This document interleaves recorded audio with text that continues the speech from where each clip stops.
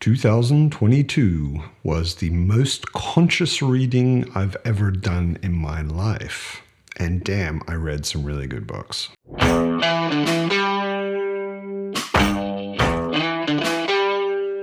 Welcome to Mad on Books, where I talk about fantasy mostly, science fiction sometimes, and comics occasionally. If you know the channel, you know that I started in August of 2022. And because of that, I have spent the last half of this year reading a lot more consciously and thinking a lot more about what I'm reading than I probably ever did before in my life. Mostly I've always been reading purely for enjoyment and racing through books and not really stopping to think very much about them, and books back to back to back to back to back. And that probably contributed to me forgetting a lot of the books I've read, which I've certainly done. But this year, because I started a BookTube channel, I've been thinking much more consciously about it, because I'm thinking, well, what am I going to say if I'm creating a video? And what am I going to say if I'm discussing the book with somebody? And watching other people's videos has made me think a lot more as I'm reading. And I'm really, really grateful for that. And this year has been an awesome year of books. So I've talked before about my lack of interest in ratings. I find it really hard to rate a book at all. And, you know, I might give two books 5 stars, but one of them I think is better than the other one, but it's not 4 stars. And it just doesn't work in my head, ratings. So much more like the Academy Awards, I will be giving awards in categories for books. So, first of all, the most original book I read this year is Lord of Light by Roger Zelazny. I was thinking about doing book awards sort of a week or two ago, and I'm so glad I didn't, because this I just read a week or two ago. It's science fiction, but it's also kind of fantasy. It's sufficiently advanced technology is indistinguishable from magic. Arthur C. Clarke said that. And this book is an example of that. It's I did a review of it. You can have a look at the review. But it's a planet that's been settled a long time ago, and through highly advanced technology, some of the people from the original settlement have set themselves up to be the Hindu gods. And then there's a rebellion against the gods, and that's what most of the book is about. It's got so many excellent ideas in it. It's one of those books that has quite a lot of philosophical, not necessarily philosophy that's dumped on you, but there's a lot of philosophical stuff going on through the story that I will reread this, maybe even next year already. And as soon as I finished it, I decided I would reread it, and I look forward to doing that. The award for most fun book of 2022 goes to Gods by Terry Pratchett. I have put off reading Discworld forever because I didn't think that fantasy comedy or comedy fantasy would be my kind of thing. And I finally read this, and I really enjoyed it. It was a really nice break between two heavier Malazan books, and super well written, lots of extremely entertaining wordplay. You probably already know Discworld. This is the first Discworld book I read ever, and I'm so glad I did. It was a lot of fun. So most fun, Gods.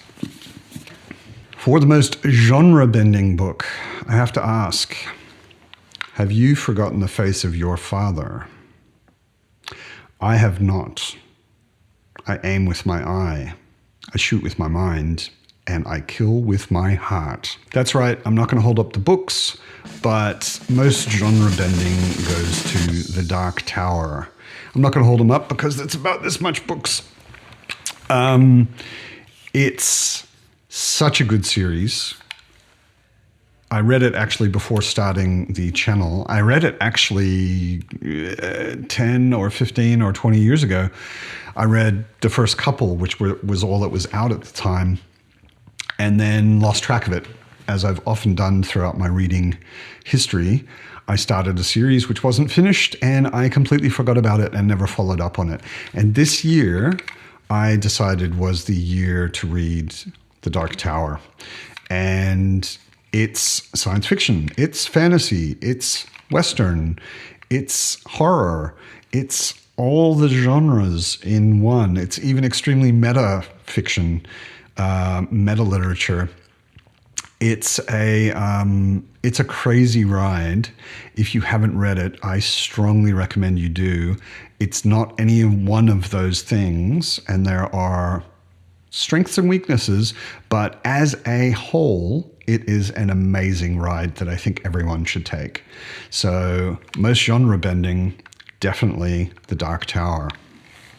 The most edge of your seat award goes to Memories of Ice by Stephen Erickson. That's right, you knew it. There would have to be at least one, probably multiple, Malazan books on this list.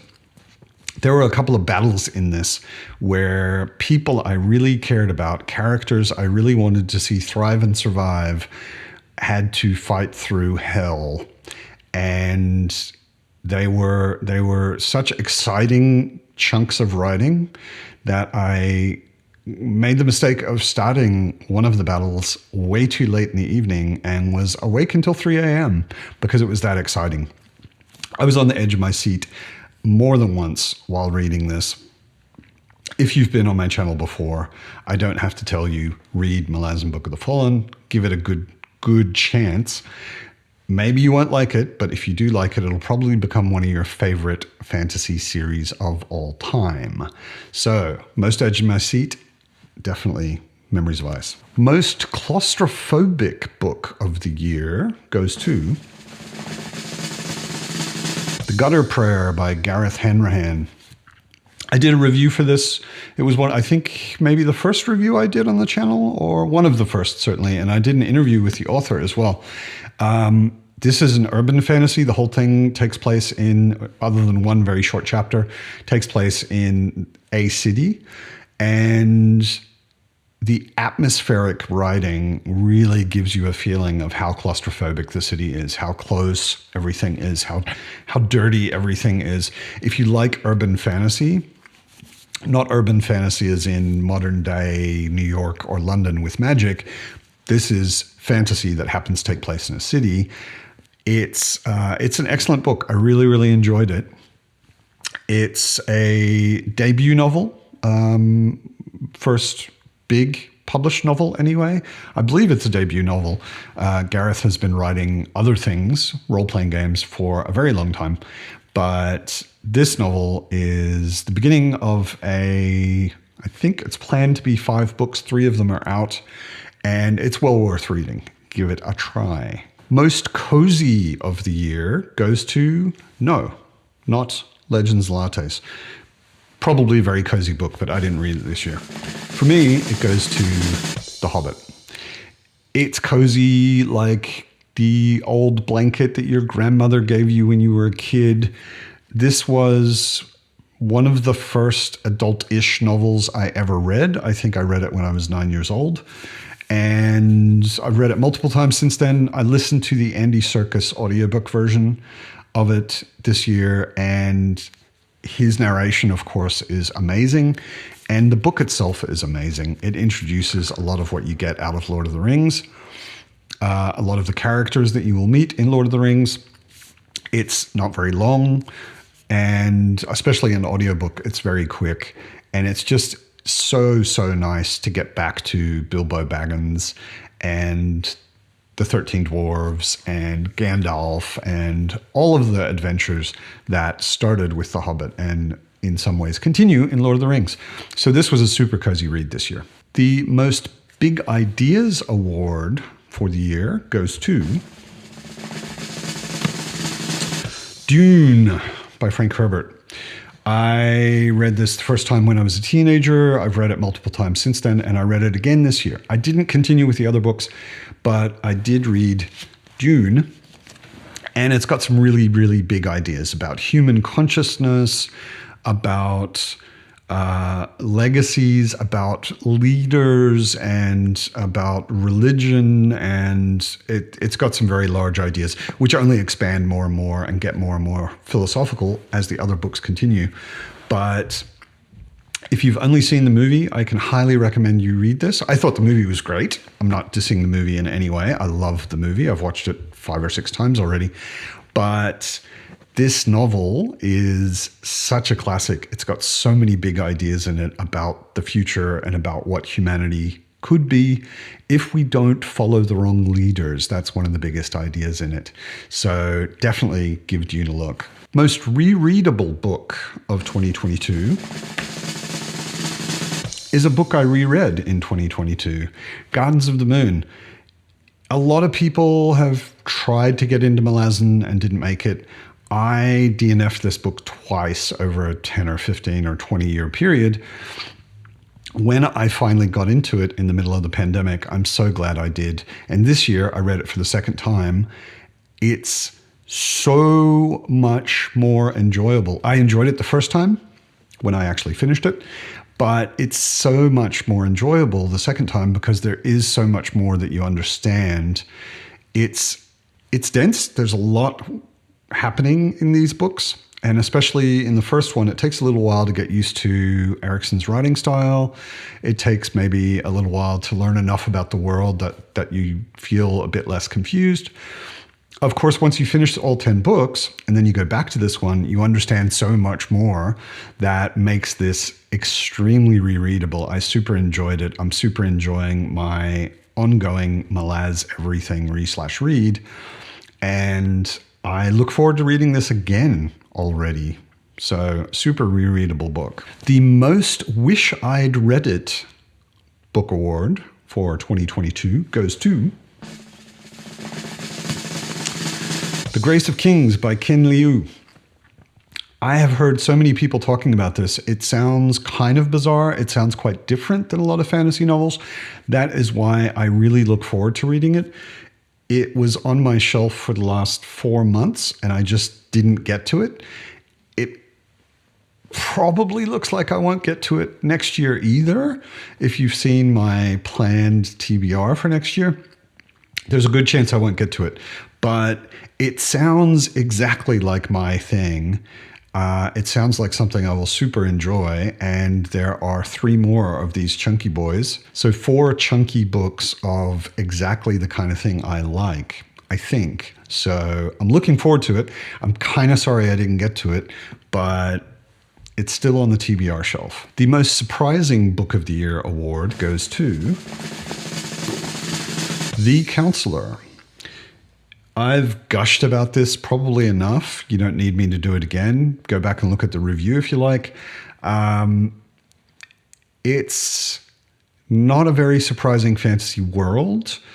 It's a pretty interesting fantasy story, but primarily it's the character and the writing style that surprised me. I didn't really have much expectation going into this. I'd heard it recommended, not that super all over the place popular, but I'd heard it recommended. So I picked it up, and it was convenient because I was doing Oztober, where I was talking about only Australian fantasy authors, and E.J. Beaton is an Australian. And it kind of blew me away, just the way that the character is written and the what's up with the character. What she, the Lysand Pryor, the character in the book, what she is. She's a drug addict. She's maybe the most educated person in the kingdom. She's then in charge of selecting the next ruler when the queen dies. All of this is first chapter stuff. Yeah, I'm not spoiling anything.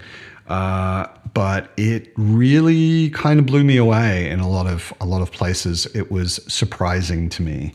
So most surprising of the year, definitely The Counselor, highly recommended. Even though I don't like ranking things, I thought it's probably a good idea to at least include a best of the year. And, well, here we are at the end of the video. So, best book of the year goes to Lord of Light. Again, I'm really glad I didn't do this video earlier because I only read this a week or two ago. It's kind of hard for me to explain. It's a classic. It was written in 1967. Go back and see my review. There is a lot of stuff going on in this. It's written in a very mythological style, which I personally actually tend to like. So it doesn't go into every single detail all of the time, but it's combining this mythological understanding of the world with a technological understanding of the world, with a magical understanding of the world. And it's a book that you put together yourself in a way.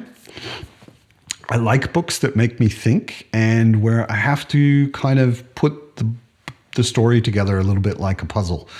Malazan is sometimes like that, where you're picking up hints about things along the way and keeping them in your head to understand things better. Lord of Light has a lot of that going on. It does not give you every detail. It does not step-by-step you. It does not hold your hand. It does not spoon feed you. It is a great story, however, especially if you like thinking about religion, which I definitely do. If you like old science fiction, although the writing, to me, actually holds up as being quite modern in a mythological style. It doesn't feel like it was written back in the 60s, which it was. So, book of the year for me is definitely Lord of Light by Roger Zelazny. What would you say was your book of the year? What was the one best book that you read this year? I'd be really interested to hear. Let me know down in the comments. Maybe also why. Why would you say it was your best book of the year? And as always, I hope you're well. Keep reading awesome books. I look forward to reading awesome books with you next year. And see you next time.